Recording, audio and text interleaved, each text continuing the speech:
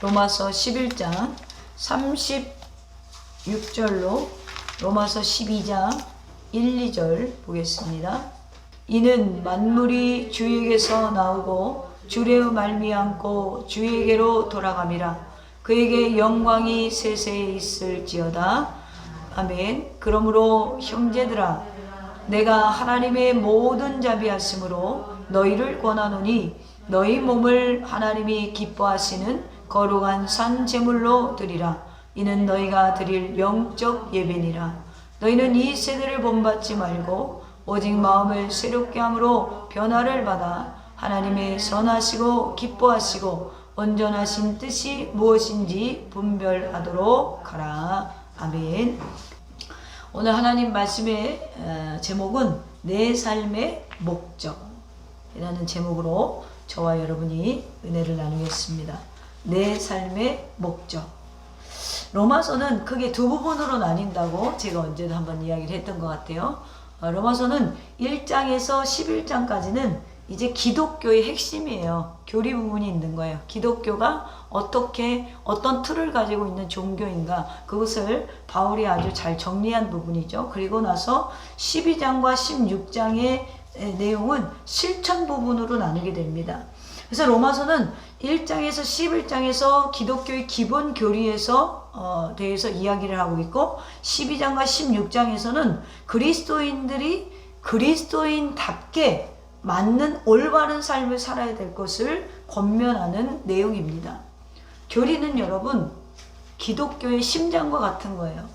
왜 그러냐면 심장에서 대동맥과 정맥으로 연결되어서 쉬지 않고 우리의 몸이 지금 혈이 흐르고 있습니다. 그런 것처럼 우리가 마음속에 우리 신앙에 흔들리지 않게 하는 그 기본 우리 기독교의 교리가 우리 안에 있으면 신앙생활이 연결되어 또 연결되어 또 연결되어 커질 수가 있는데, 이게 흔들려 버리면은 사실은 많은 교회들이 기본적인 이 진리가 아니고 다른 거 위에 자꾸 세워서 은사가 두드러지게 나온다든가, 어느 교회는 막 전도만 한다든가, 어느 교회는 뭐 바자회만 너무나 열심히 한다든가, 이런 현상들이 있는데, 사실은 교회는 말씀, 바로 이 말씀, 기본적인 말씀이 그것이 가장 뭐예요? 부흥돼야 되는 줄로 믿으시기를 바랍니다. 그러면 우리가 교리와 실천이 제대로 결합이 되지 못하면 신앙생활은 사실은 무용지물이 돼요. 말씀과 실천이 결합되지 못하면 무용지물이라는 것이죠. 이 뜨거운 심장이 바로 그리스도의 자비하심의 교리입니다. 하나님으로부터 모든 것을 받은 그리스도인은 오늘 자기 자신과 자기가 가진 모든 것을 주님께 돌려드려야 돼요. 주님이 주신 자비하심과 자비한 은혜대로 사는 것이 성도의 본분인데, 성도들이 경건한 삶을 살 수 있는 것은 그리스도를 통하여 우리에게 전달되는 사랑의 힘이기 때문에 그래요. 그러므로 하나님께서 값으로 사신 나를 살게 해주시고 하나님 나라의 백성이 되게 하시고 천국을 상속받은 하나님의 자녀로 살아주셨음을 깨닫게 될 때마다 우리는 마음속에 늘 내가 하나님을 위해서 무엇을 드릴 수 있을까? 무엇을 갚을 수 있을까? 하나님의 한없는 사랑을 생각할 때마다 내가 산 것도 죽는 것도 주님의 은혜임을 고백할 수 있는 저와 여러분 되기를 간절히 소망합니다. 오늘 본문 이전에 35절에 보면 누가 주께 먼저 드려서 갚으심을 받겠느냐, 사실은 이 단락은 35절부터 시작되는 거예요. 누가 주께 먼저 드려서 갚으심을 받겠느냐. 자, 이것은 누구든지 하나님께 빚을 졌는데 너희가 무엇을 해서 갚을 수 있겠느냐라고 묻는 거예요. 인간이 하나님의 빚진 것을 갚을 수 있는 방법이 없다는 것이죠. 그럼에도 불구하고 너희들이 빚진 자인 것을 잊지 말아라 라고 35절에 상기시켜주고 있는 거예요. 저희 교회는 오늘 이제 어린이 주일이 아니고 청년 주일을 맞이했어요. 원래 첫 주가 좀 빠르면 가정 주일부터 저희가 시작하는데 청년 주일을 맞이했는데 우리 청년들에게 제가 묻고 싶은 게 있어요. 이 질문에 겉으로는 대답을 못해도 생각해 봐야 돼요. 오늘 살아가는 목적이 뭐예요? 이 질문은 단연코 여기에 있는 모든 나이가 어리던 나이가 많던 우리 주님께서 던지는 질문이에요. 삶의 목적이 뭐예요?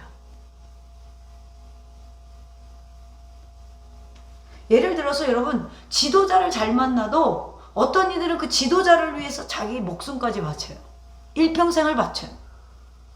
어떤 이들은 사랑하는 이성을 만나면 그 여인과 그 남자를 위해서 또 일평생을 바치는 사람도 있어요. 또 어떤 이들은 나를 너무 사랑해서 자기 만족에 취해가지고 자신을 위해 일평생을 바치는 사람들이 있어요. 날마다 소확행만 찾고 말이죠. 과연 이런 인생들 앞에 이런 질문을 던지고 싶은 거예요. 거기에 가치가 있어요? 지금 여러분들이 살아가는 그 삶에 가치가 있나요? 오늘 여러분은 어떤 가치가 있는 삶을 살아가고 있는지 저는 오늘 우리 젊은이들에게 기왕이면 온 만물의 주 되시는 하나님 아버지께 가치를 두고 살아가기를 부탁드립니다.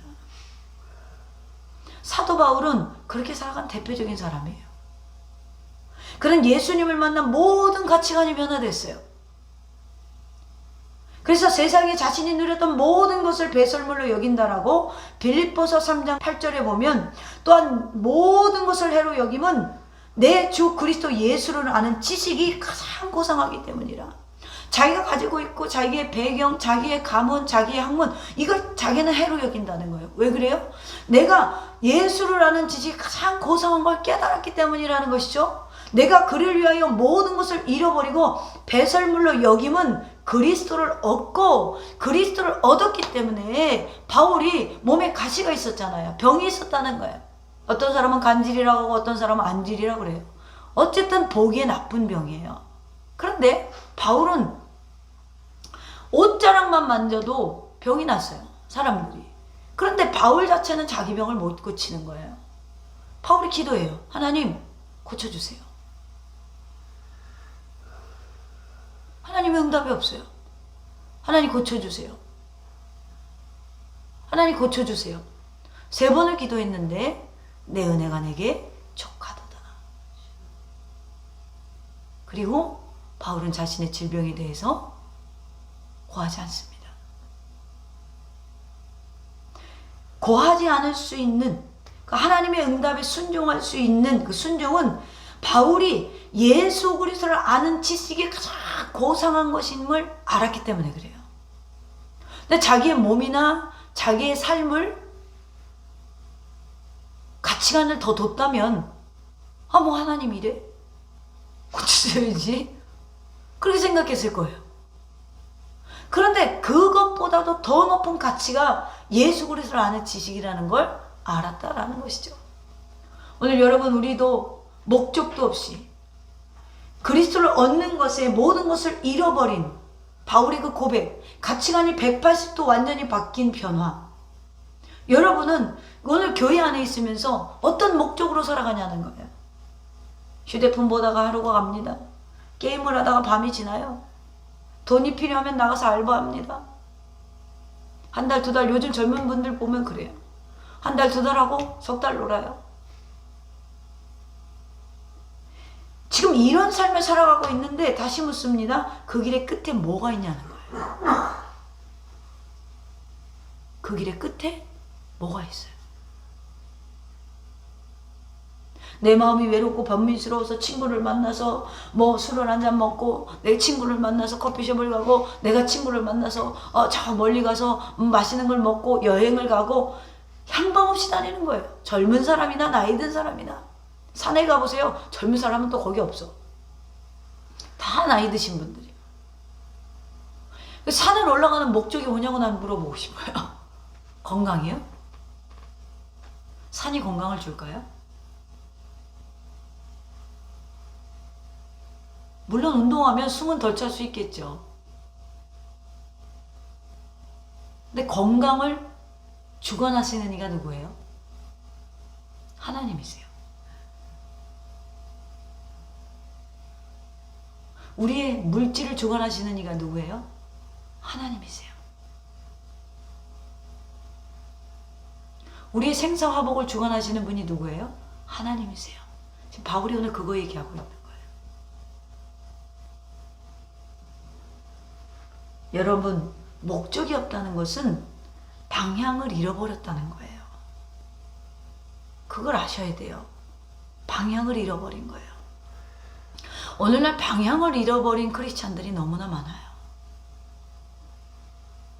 내가 왜 예수를 믿고 있지?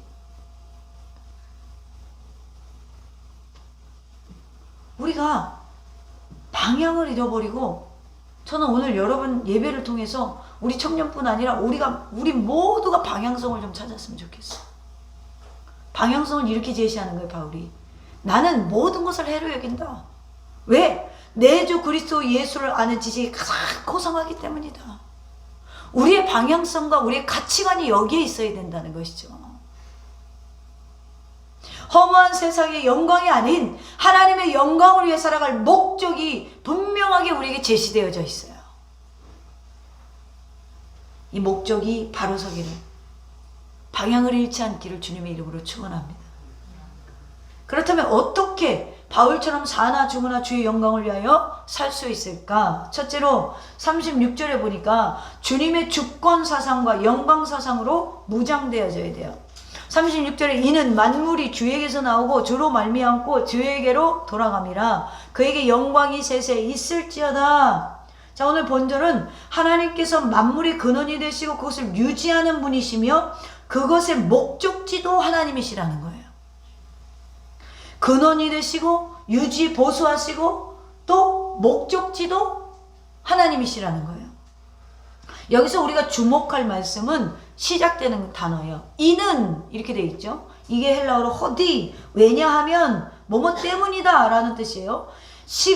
그러니까 1장과 11장에 제시한 교리를 그리스도인의 구별된 거룩한 삶을 살기 위한 것인데, 왜냐하면 이렇게 이야기하는 거예요.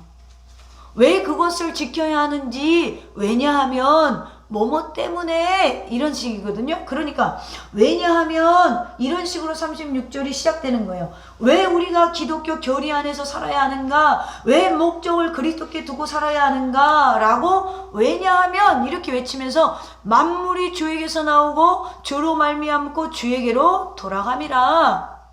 너희는 주께서 나왔고 주로 말미암아 살아가고 있으며 너희는 주께로 돌아갈 거야. 그래서 너희는 신앙을 바르게 지켜야 돼 라고 말하고 있는 거예요. 여기서 말미암고 디아, 소유격 지배할 때 수단과 방편의 매개 뜻을 가지고 있어서 이 말미암고 디아라는 말은 뭐뭐로 말미암아, 뭐뭐에 의해서 뭐뭐로 말미암아, 이게 뭐예요? 너희는 주로 말미암아 살아간다는 거예요. 주로 말미암아 세상은 운영되고 있다는 거예요. 그런데 그것을 걷어가시는 분도 하나님이시라는 거예요. 그러니까 우주 만물이 하나님께서 붙잡고 계시기 때문에 운행되고 유지되고 만물의 질서가 유지되고 그에게로 돌아갑니다. 이것은 목적격을 지배하며 어떤 물건이나 또는 그 근처로 들어가는 동작을 나타내기에 만물이 역사나 성취나 의미를 발전하게 되는 최종 목표인 다시 주께로 돌아간다는 거예요. 그러므로 한마디로 성도들아, 왜 우리가 이 땅에서 신앙 안에 목적을 하나님께 두고 살아가, 목적을 예수 그리스도께 두고 살아가야 하는가? 우주 만물이 하나님께서 창조했고 그에게 기원이 주께 있고 경영은 물론 말할 것도 없이 그에게로 돌아가니까 너희가 그 순리를 따르지 않으면 하나님께 영광이 되어지지 않는다라는 거예요. 그렇습니다. 하나님만이 시작의 원인이시며 과정의 경영이시며 끝이 결말이 나는 결론임을 분명히 말하므로 하나님의 계획과 섭리, 즉 하나님의 작정 안에 우리가 들어온 거예요. 주님께 만물에 대한 주권이 있으므로 이해할 수 없는 것처럼 보이는 인류의 역사도 하나님의 작정과 예정 속에 있는 거예요. 인간이 그 해안을 헤아릴 수가 없다는 것이죠. 연약한 피조물인 인간이 만물의 기원이며 만물의 동인이고 만물의 최종 목표이신 하나님으로부터 구원을 은혜를 받았는데 여러분 이것을 확신한다면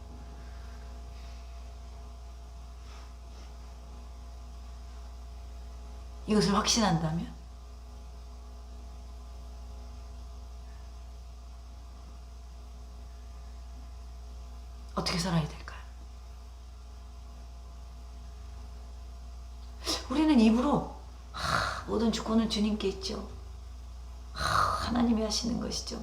아주 믿음은 대단한 척, 말만. 그래서 오죽하면 한국 부흥 강사가 그런 말 하잖아요. 한국 성도들은 천국에 가면 입만 있다고. 예? 그 우스갯소리를 하는 거지만 말뿐인 신앙생활. 근데 자기가 뭔가를 결정하고 자기가 뭔가를 진행하고 뭔가를 할 때는 보면 만물이 주에게서 안 나왔어. 나에게서 나왔지. 제가 예전에 참 처음에 이제 찬양 인도자로 막 훈련을 받을 때요. 참 제가 교만해요. 전 지금도 교만해, 내가 봤을 때. 근데 찬양을 할 때 그런 생각이 들 때가 있어. 역시 난 참 은혜롭게 찬양을 잘해. 그런 생각을 할 때가 있어. 있다니까. 그게 원래 본래 내 마음이 아니겠죠. 예? 교만이 나에게 그런 마음을 주겠지. 그러면 갑자기 목이 팍 쉬어버려. 목소리가 안 나오는 거예요. 그 다음에는 키가 계속 낮아지는 거지 뭐. 예수님 찬양 이러고 하는 거예요. 그러니까 목이 안 나오니까 어떡하겠어요? 주님, 제가 또 교만했군요. 제 목소리를 열어주세요. 그럼 기도하는 거예요. 그런 걸 통해서 우리는 이런 걸 깨달아야 돼. 내 목을 쥐고 있는 게 주님이다. 우리는 내가 뭐 재능이 있어서, 내가 뭘 잘해서 그렇다라고 생각을 해요. 그게 아니라는 거죠. 바울은 그게 아니라는 거예요. 모든 걸 하나님이 하셨다라는 것이죠. 사랑하는 성도 여러분, 내가 이 은혜를 확신하는데 어떻게 하나님을 찬양하며 영광 돌리지 못하냐는 거예요.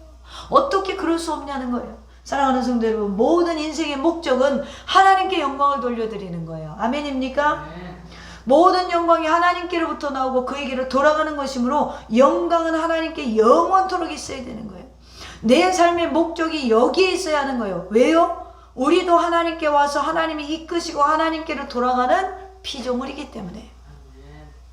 인생의 진정한 목적은 하나님께 영광을 돌려드리는 것이므로 살고 죽는 것과 우리 인생의 여정 전체를 주관하시는 하나님께 감사와 찬양과 영광을 돌려야 함이 너무나 우리에게 당연한데 아니라는 것이죠. 그렇다면 우리가 어떻게 하나님께 영광을 돌려야 할까? 먼저 하나님께 영광을 돌리는 것이 여러분의 유일한 소망이 되셔야 돼요. 그래야 우리가 이 땅의 것들을 구하면서 바울과 같이 그런 응답이 되지 않았을 때 예수님이 그냥 야, 내 은혜가 내게 좋게 뭐 그거 기도하지 마. 그럴 때 수긍할 수가 있어요. 그러니까 청년 시절에 여러분 유일한 소망이 뭐다? 네, 아무 생각 없이 그렇게 앉아 계신 마음이 어려워. 청년 시절에 유일한 소망은 하나님께 영광 돌리는 거. 노년 시절에 그러면 유일한 소망은 뭐다? 하나님께 영광 돌리는 거. 점점 자신이 없어지죠? 근데 인식하면 영광 돌리는 건 쉬워져요. 인식을 못할 뿐이지. 성도도 때로는 세속적인 번영을 간구할 수 있고요. 더 많은 축복, 은혜와 축복을 사모할 수도 있어요. 그러나 그것의 최종적이고 유일한 소망이 하나님께 영광을 돌리는 게 되어야 된다는 거예요. 그리고 이러한 소망, 즉 하나님께 영광을 돌리면서 하는 소망이 지속적이어야 된다는 거예요. 그냥 한번 그러는 게 아니라 지속적으로 먹고 마시고 일하고 싸우고 환난과 고통과 승리와 성공 속에서 하나님께만 영광을 돌려야 된다는 거예요. 우리의 믿음이요 불과 같아갖고 뜨거워서 완성한 신앙생활 할 때나 심지어 시험에 들어 낙심할 때라도 이러한 소망은 변함이 없어야 돼요. 왜 여러분 신앙생활 하면서 자꾸 넘어지고 쓰러지고 마음이 밖으로 나갔다 들어왔다가 들어왔다가 왜 그런 줄 아세요? 답을 줬잖아요. 목적이 없어서 그래요. 흔들린다는 건 목적이 없다는 거예요. 여러분 사업에 성공하는 사람들 보면 7번 넘어져도 또 일어나더라고 보면. 그런데 어떤 사람들은 목적이 확실하지 않기 때문에 그냥 뭐 접어. 그냥 이탈리아 식당에 있다가 한 3년에도 안 되면 엎어. 그러면 다시 중식당을 해볼까? 자기의 전문이 뭔데? 이탈리아 음식을 배웠으면 이탈리아 음식으로 승부를 봐야죠. 갑자기 중식을 해. 안 맞죠? 코드가 안 맞아요. 또 배워야 되잖아. 또 세월 보내. 목적이 없기 때문에 그래요. 신앙생활도 목적이 없으면 흔들려요. 넘어졌다가 쓰러졌다가 할 수 있어요. 여러분 왜 안 넘어지겠어요? 넘어질 수 있어요. 그런데 넘어져도 일어나는 사람은 목적이 분명한 거예요. 고린도전서 10장 31절에 제가 좋아하는 구절이에요. 그런즉 너희가 먹든지 마시든지 무엇을 하든지 다 하나님의 영광을 위하여 하라. 아멘? 여기에서 더 나가서 우리는 마태복음 16장 16절에 이 고백까지 나와야 돼요. 주는 그리스도시요 살아계신 하나님의 아들입니다.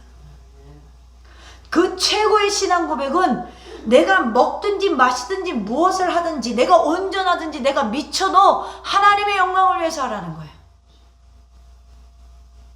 하나님의 영광을 위해서는 미친 척도 할 수 있다는 거예요. 하나님의 영광을 위해서는 밥을 굶을 수도 있다는 거예요. 하나님의 영광을 위해서는 잠을 못 잘 수도 있다는 거예요. 하나님의 영광을 위해서는 매를 맞을 수도 있다는 거예요. 하나님의 영광을 위해서는 매를 맞다 혼수 상태에 빠질 수도 있다는 거예요. 바울이 왜 그렇게 살았어요? 목적이 분명해요. 내가 달려갈 길을 마친 줄로 여기지 아니하고 내가 그 표대를 향하여서 내가 끝까지 달려간다는 거예요. 왜 그래요? 목적이 분명하니까. 여러분 인생에 있어서 젊은 날에는 돈을 많이 벌고 싶어요. 저는 그렇게 돈이 많이 벌고 싶었어요. 히딩크가 우리나라 8강에 가고 막 그러니까 처음으로 우리가 16강 가고 8강에 가도 나는 아직도 배가 고파요 그랬잖아요. 인터뷰에서. 우리가 다 그래요. 가져도 배가 고파요. 저도 그랬어요. 벌어도 배가 고파요. 써도 배가 고파요. 놀아도 배가 고팠어요. 여기서 나만큼 논 사람이 없어. 정말 잘 놀았어요. 정말 여행도 많이 다니고. 저는 이렇게 앉아있다가도 친구들이랑 밥을 먹다가 강릉에 가면 그게 맛있는데 그치 갈래? 가요. 그러니 우리 원로 목사님 얼마나 속이 뒤집어졌겠어. 안 들어와. 강릉 가 있는 걸. 가가지고 오징어회를 사 먹고 와야 직성이 풀려요. 그러니까 저는 성격이 하고 싶은 걸 안 하면 병이 나요. 지금은 안 그래요, 여러분. 그땐 그랬어요. 하고 싶은 걸 못하면, 그리고 제가 누구를 찍었는데 그 사람을 내 사람으로 못 만들면 병이 나요. 왜 그래요? 나를 너무 사랑하는 거야. 외동으로 자라서 나를 너무 사랑하는 거야. 내 중심 사상이 있는 거예요. 그러니까 항상 내 부모는 희생해야 돼. 나를 채워줘야 돼. 근데 나를 안 채워주고 기도만 하니까 대립이 서죠. 나가서 돈을 벌어서 날 채워줘야 되는데. 엄마는 목회를 해도 돈을 벌어야 돼. 그래야 날 좀 채워주지. 그렇게 보는 거예요. 왜 엄마는 그런 능력 갖고 그렇게 가난하게 살아? 그러니까 자식이 힘들잖아. 목회를 하면서도 그 성공에 대한 그 갈망이 안 버려지는 거예요. 제가 30대 초반까지 그랬어요. 성공하고 싶은 마음. 그 성공에 대한 갈망. 그 당시 아마 그 갈망은 여기서 여러분 아마 저 못 따라올 거려. 그러니까 목회를 해도 목회에 성공하고 싶으니까 저 잠 2시간씩 잤어요. 목회에 성공하고 싶어가지고 새벽기도 주일날 아침에 끝나면요, 여러분 생각해 보세요. 우리 교회가 영시기도에 새벽기도가 다 있었어요. 그러니까 성도들이 지쳐. 목사가 너무 열심히. 성도들은 새벽에 앉아갖고 눈을 뜨고 싶은데 이게 안 돼. 그래서 우울한 거야. 너무 질려가지고 신앙생활 하는데. 근데요, 저는요 막 열정이 충만한 거야. 막 새벽기도 설교를 30분에 이러고 있는 거야. 졸리니까. 그리고 또 0시에요 기도하면 졸 수가 없어. 왜? 우리 목사님 기가 막히게 알아. 잠자는 것 같으면 정신 차려! 그런단 말이에요. 그러니까 잠을 못 자잖아요. 그래도 달리는 거예요. 주일날 새벽기도 끝나고 인천으로 오르면요 차가 많이 막혀요. 주말이잖아요. 그럼 부계동에서 봉고차에 한 차를 세워요. 부계동까지 가요. 부계동이 막혀요. 연수동 쪽보다. 그 고속도로가 저 이름 모르겠는데 서울 외곽인가요? 거기가 막혀요. 그래도 막 3살짜리 꼬마까지 태우고 달려. 열심히 특심인 거예요. 그뿐이 아니에요. 저는요 교회 살려보겠다고 신학교 다닐 때도 알바를 안 했어요. 저는. 근데 목회하면서 아르바이트 해봤어요. 몇 시간 했냐? 밤 12시부터 아침 9시까지 편의점 한 거예요. 편의점 알바했어요. 그리고 한 달에 100만 원 받았어요. 한 달에 2번 쉬고. 그러면 9시까지 끝나고 집에 들어와서 그때 당시에 11시 집회가 있었어요. 난 11시. 그걸 참석해요. 그러니까 성공에 여러분 미치면요 자기가 어떻게 지금 살아가는지. 지금 목사님 힘들죠? 나 지금은 사실은 굉장히 덜 열심인 거예요. 지금 솔직하게 얘기해서 그때 당시에 그렇게 할 수가 없어. 성공에 목마르면 사람은요 움직이게 돼 있어요. 저는 입으로 성공하고 싶은데요. 그런데 하는 행동 보면 쟤는 100% 성공 못해. 나는 이미 점을 쳤어. 예언을 했어. 왜요? 행동하는 거 보면 알아요. 성공하는 사람은 싹이 달라요. 그런데 제가 가졌던 성공은 잘못된 거였죠. 왜요? 목회를 세상의 방법을 하려고 그랬으니까. 물론 하나님이 연단의 과정을 통해서 제가 많이 깨졌죠. 지금은 사람의 방법을 안 하려고 굉장히 노력을 많이 하죠. 지금 주님이 그걸 얘기하는 거예요. 너희가 먹든지 마시든지 너희들이 세상에 가치 없는 거에 투자하지 말고 먹든지 마시든지 무엇을 하든지 하나님의 영광을 하라. 여러분들이 인생에 있어서 성공하고 싶은 목적이 하나님이 되어야 된다는 거예요. 성공하지 말라는 얘기가 아니에요. 우리 교회 청년들 성공하셔야죠. 우리 교회 사업하시는 분들 성공하셔야죠. 성공하셔야 돼요.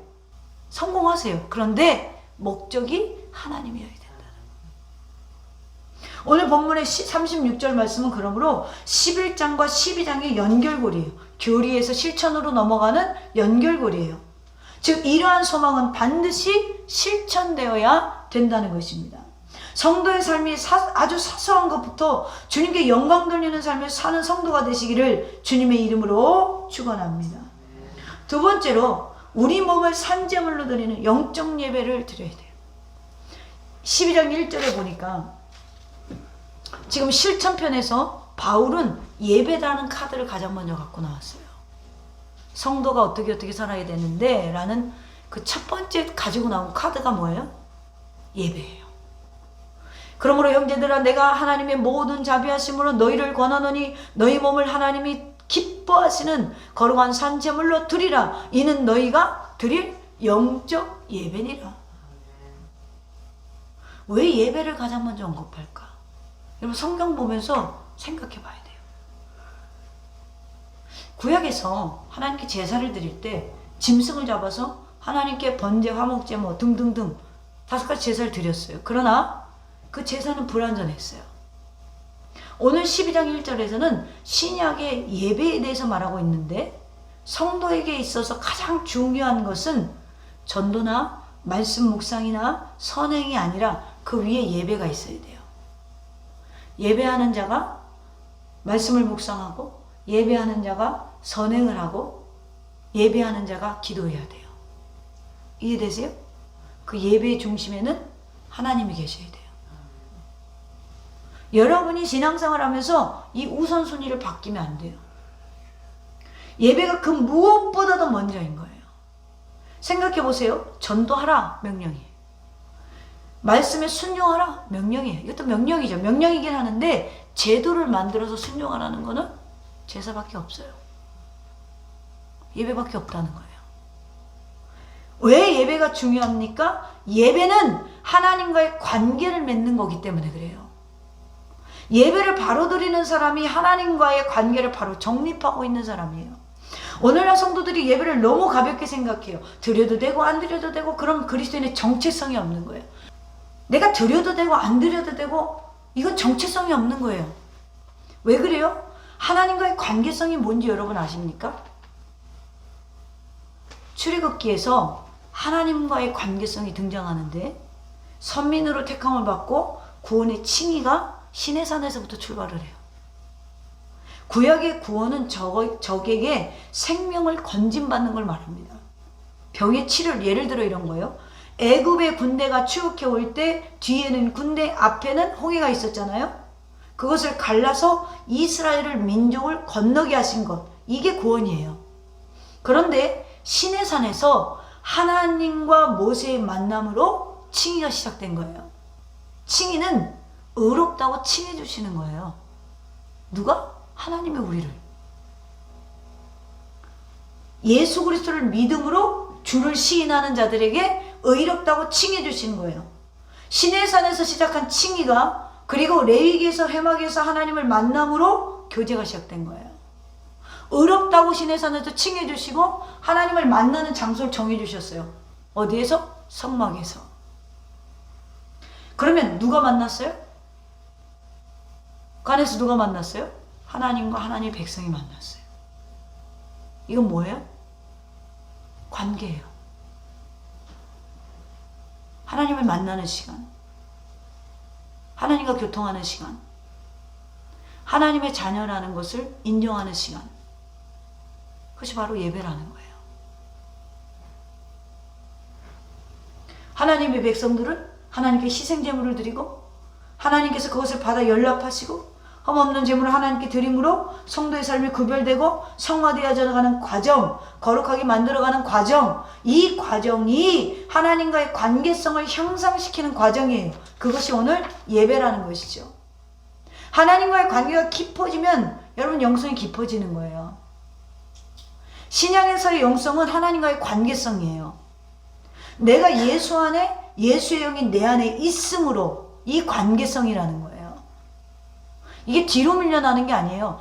이미 성령이 내 안에 들어오셨어요. 부분적으로 들어오셨다는 거예요. 그거 성령이 부분적이 아니라 우리의 부분적으로 들어오셨잖아요. 우리가 다 100% 성령의 지배를 못 받고 있잖아요, 지금. 이미 관계가 시작했어요. 그리스도가 내 안에, 예수 영이 내 안에, 내가 그 안에, 하나님과의 관계가 깊어지고 넓어지는 거예요. 100% 성령 충만한 삶으로 성화되어 나가자는 거예요. 그분을 닮아가는 것. 그분을 닮아가면 여러분 어떻게 되냐면 그분의 뜻이 내 삶에 나타나요. 근데 그분을 닮아가지 못하면 그분의 뜻이 우리의 삶에 나타나지 않아요. 이 시간에도 예를 들어 하나님과 나 사이의 찬양, 기도, 말씀을 통해 관계가 깊어지는 거예요. 오늘 12장 1절에 얼마나 구체적으로 이야기를 해주는지 몰라요. 너희 몸을 하나님이 기뻐하시는 거룩한 산 제물로 드리라. 구약에서 죽은 짐승의 시체로 제사했지만 이제 신약의 예배는 살아있는 내 몸을, 성도의 몸을, 즉 성도의 삶을 구별된 삶, 거룩한 삶을 통해서 하나님께 영광을 돌리는 삶을 통해서 관계성을 회복하라는 거예요. 신약에서의 예배는 우리에게 우리 몸을 제물로 드리는 제사를 말해요. 얼핏 보면 인신제사를 말하는 것 같지만 하나님은 자기 생명을 드린 인신제사를 기뻐한 적이 한 번도 없어요. 구약에서 흠이 없이 죽은 동물의 시체를 하나님으로 드림과 이 제사와 지금 예배는 성격이 달라요. 우리 몸을 산채로 드린다는 건 삶을 드린다는 거예요. 그러니까 먹든지 마시든지 하나님의 영광이 돼야죠. 여기서 몸이란 내 인격 전체의 삶. 그러니까 여기서는 은혜로워요. 충만해요. 할렐루야 할렐루야 그러고 나가서 일한 50원. 저 18. 이게 삶이 들어지는 거예요? 안 들어지는 거예요?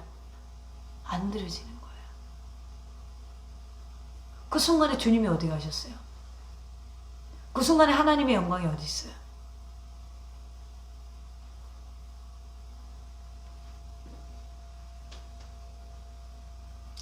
하나님께서 요구하시는 산제사는 성도의 인격과 삶 전체를 통해서 하나님께 헌신하고 봉사하며 나누고 섬기며 배려하는 모든 일생의 행동을 말하는 거예요. 물론 우리가 우리 몸을 들여 하나님께 헌신한다고 해서 그것이 다 하나님께서 기뻐하시는 제사가 아니에요. 하나님이 기뻐하시는 제사가 되려면 몇 가지가 양념이 첨가돼야 돼요.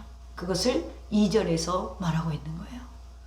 그 양념 첫 번째는 2절의 초발에 너희는 이 세대를 본받지 말라. 자, 너희가 산 제사를 드려. 그것이 영적 예배야. 그리고 나서 그렇게 하려면 너희는 이 세대를 본받지 마라. 왜 그래요? 이 세대는 하나님이 없잖아요.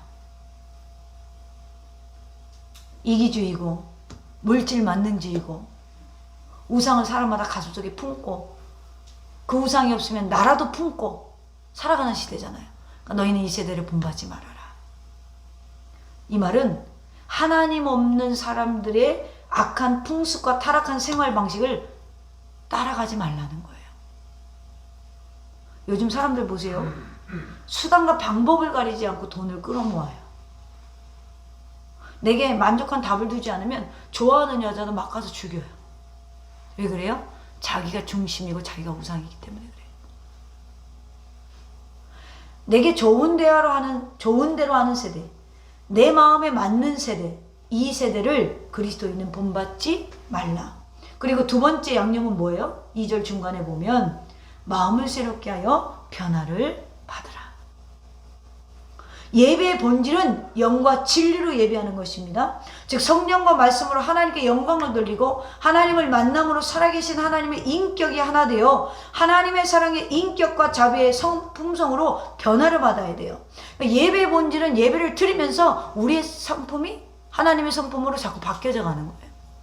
예를 들어 지난주에는 99% 내 자아로 나왔다면 오늘은 98%로 남아있고 다음 주는 97%가 되는 거고 그 다음 가다 보니까 50% 내 자아가 남았고 그 다음 가다 보니까 35% 내 자아가 남았고 그러니까 뭐예요? 계속해서 말씀을 통하여서 찔림이 오니까 자기를 고쳐나가죠. 여러분 찔림이 오는데 고쳐나가지 않는 건 그 문제가 굉장히 큰 거예요. 하나님이 선하시고 기뻐하시고 온전하신 뜻이 무엇인지 분별하라. 기뻐하신다라는 것은 받으시는 예배를 드리라는 말입니다. 거룩한 예배라는 것은 내가 드린 예물이 도둑질이나 사기나 부정한 재물이 아니라 땀 흘려 일한 정당한 예물을 드리라는 것입니다. 살아있는 산 재물이라는 것은 자기 본의의 삶이 아니라 하나님 본의의 삶, 하나님이 기뻐하시는 구별되고 온전한 삶을 산 성도의 삶을 드리라는 것입니다. 사랑하는 성도 여러분, 사랑하는 더샘의 청년 여러분, 오늘 여러분의 삶의 목적을 찾으시기를 바랍니다. 향방 없이 갈 바를 못 잡는 갈대와 같은 인생을 오늘 주님의 말씀 앞에 붙잡으시기를 축원합니다.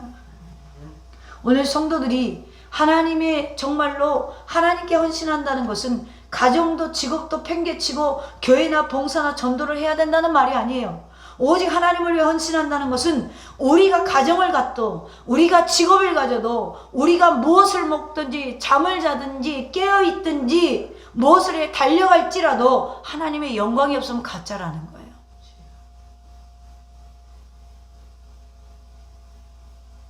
저는 결혼할 때부터 지금 한 3, 4년은 날마다 성전에서 가정에서 예배를 드렸어요.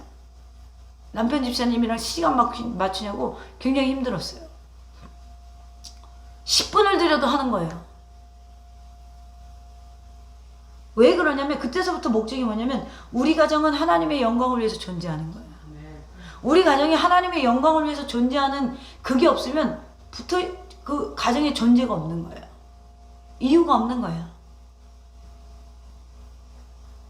그러니까 내가 가정을 갖는 것도 직업을 갖는 것도 하나님의 영광을 위해서 해야 된다는 것이죠.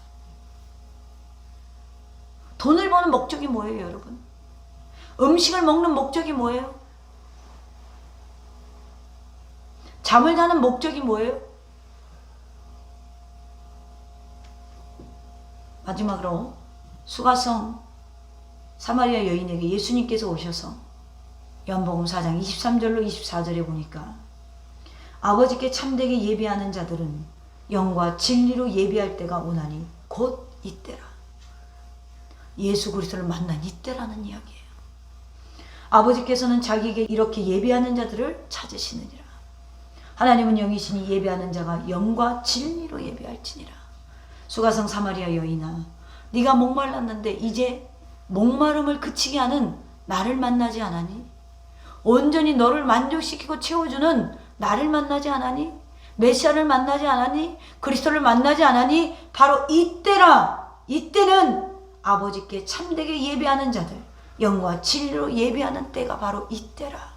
바로 여러분들이 예수님을 만나는 때, 더 이상 여러분 방황하지 마시고 바로 이때 영과 진리로 살아있는 산 제물로 하나님께 예배할 수 있는 저와 여러분의 삶이 되어서 여러분 우리 인생의 목적을 바로 세우고 여러분의 인생이 걸어가는 그 길의 끝에 예수 그리스도가 목적되어지기를 주님의 이름으로 축원합니다.